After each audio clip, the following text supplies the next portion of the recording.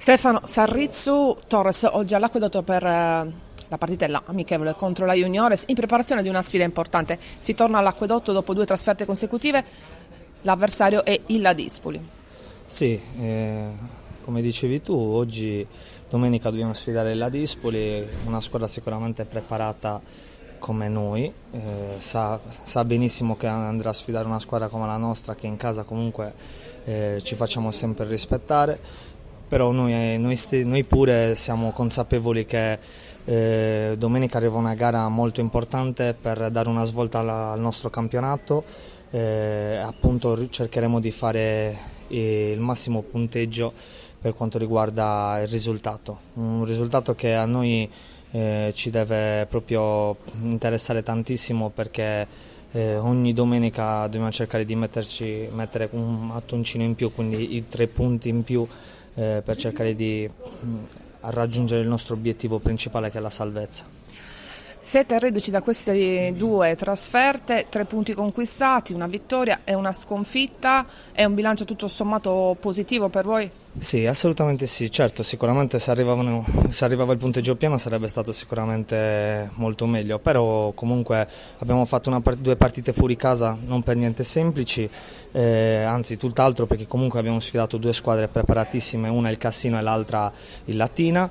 Col Cassino abbiamo fatto punteggio pieno giocando un'ottima partita, mentre con Latina purtroppo è andata male, ma ci rendiamo conto che comunque sia al di là degli errori commessi, e che sappiamo quali errori abbiamo commesso durante la partita, comunque non abbiamo perso sicuramente con una squadra di poco valore, anzi una squadra che sicuramente non merita neanche la classifica attuale.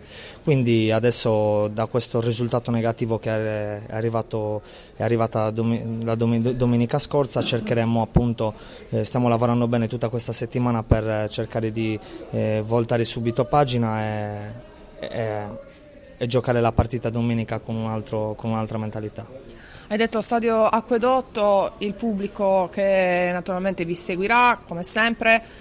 C'è bisogno del sostegno dei tifosi che sono arrivati anche in queste 2 trasferte, ma è importante che ci siano, è importante che l'Acquedotto diventi davvero questo fortino. Beh sì, assolutamente sì, ripeto, noi in casa siamo sempre stati forti, se lo siamo stati non è solo per via del campo, ma ripeto dallo stadio e delle persone che vengono a tifare in noi.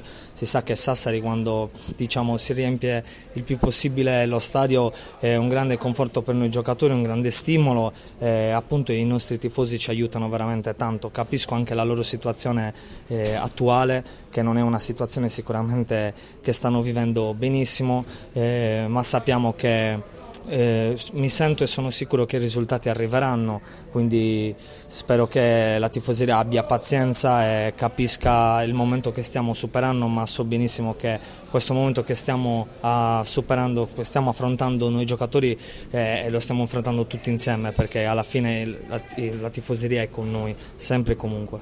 Allora, grazie a Stefano Sarrizzu e in bocca al lupo. Grazie Crepilù.